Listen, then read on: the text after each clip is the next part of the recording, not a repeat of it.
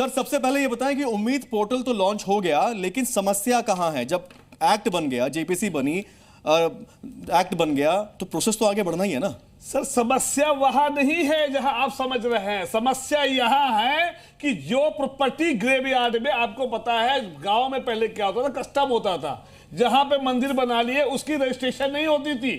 जहां पे ग्रेवयार्ड हो गया, चर्च बन गया, जहां पे मंदिर बन गई, कब्जा करने के तरीके होते थे उस जमाने में। ये चीज उस समय हम सोए हुए थे। जब ये टेंपल बन गया, ये बन गया, अब जब रजिस्ट्रेशन करने की बात आएगी 6 महीने के अंदर, इनके पास तो पेपर ही नहीं है। जब पेपर नहीं होगा तो रजिस्ट्रेशन करने जाएंगे तो रजिस्ट्रेशन नहीं कर पाएंगे, तो जमीन किसके पास जाएगी? डीएम साहब के पास।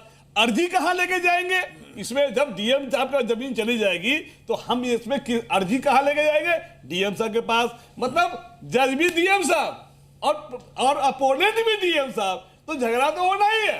तो ये बेसिकली जमीन को वापस लेने का तरीका है। अब जमीन का तरीका कैसे होगा? क्योंकि देखिए, ये जब जमीन जो अरबों खरबों रुपए की जो है और लाखों करोड़ों की जमीन है, वो किसको पहुंचाया जाए? अंबानी को कैसे पहुंचाया जाए? अडानी को कैसे पहुंचाया जाए? ये है असली मुद्दा। देश की गरीबी अमीरी से कोई मतलब नहीं है। मुद्दा है अमीर को अमीर कैसे बनाए और गरीब को गरीब कैसे बनाए। पोर्टल लॉन्च हुआ है, पोर्टल किस लिए बना है ये मैं बता दूं आपको।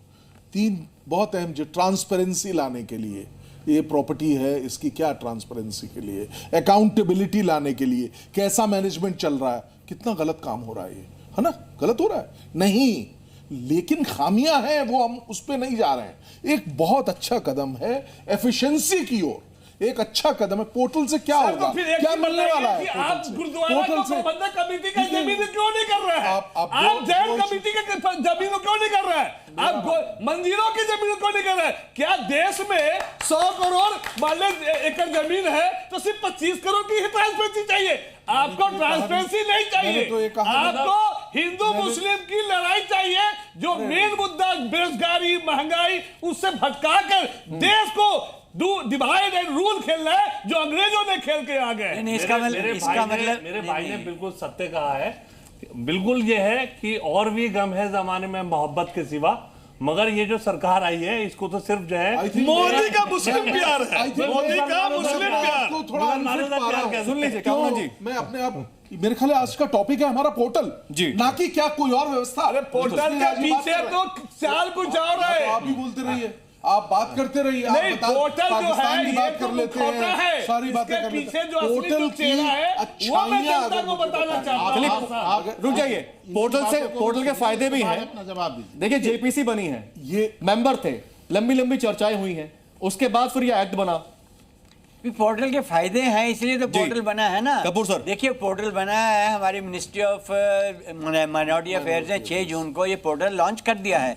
पोर्टल लॉन्च करने की देखो रजिस्ट्रेशन होगी, उसकी वेरिफिकेशन होगी, मॉनिटरिंग होगी। अगर किसी का यूज़ रजिस्ट्रेशन के बाद, मॉनिटरिंग के बाद उसका देखा जाता है कि यूज़ वाकई पब्लिकली हो रहा है कि नहीं हो रहा है, जो चीज़ बनी ही पब्लिक के लिए वो पब्लिक यूज़ ना हो पा रही हो, तो इसीलिए तो रजिस्ट्रेशन जरूरी करवाई गई है कि जब पब्लिक है, जो देखो बेशक माइनॉरिटी इंस्टीट्यूशंस हैं, लेकिन जो मेन पब्लिक उस माइनॉरिटी है और उसको बेनिफिट नहीं होगा, आम पब्लिक है, हाँ जो आम मुस्लिम पब्लिक है, लेकिन इसको बेनिफिट नहीं होगा तो क्या फायदा है? कि जब मामला सब जुडिस है तो सरकार को पोर्टल लाने की जरूरत क्या है? इतनी जल्दी क्यों? मतलब ये है, इतनी जल्दी क्या? जावेद साहब, यहाँ पे ये समझना जरूरी है कि पोर्टल एक कानून का एक अभिन्न अंग है जो डिजिटल ट्रांसफॉर्मेशन की बात करता है।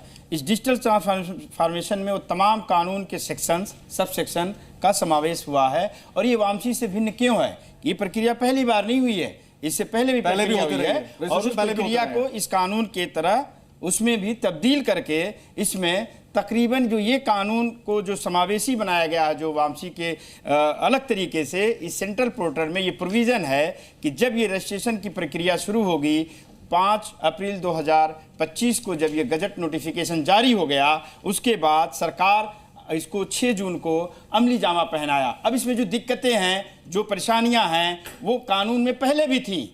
ऐसा नहीं कि पोर्टल ने दूर कर दिया है, पोर्टल ने कम कर दिया। जो जेपीसी में सवाल उठी थी, जो तमाम चीजों में जो उठा था, वो प्रोविजन, वो सारी चीजें अभी भी हैं इसमें। तो पोर्टल क्या कर रहा है? सुनिए शर्मा जी, पूरी बात सुनिए। एक्ट, फैक्ट और टैक्ट। एक्ट थी, फैक्ट इन्होंने चेंज किया, मतलब घुमाया, पब्लिक को बेवकूफ बनाने की कोशिश किया। और फैक्ट ये है कि आज इतनी जल्दी क्यों?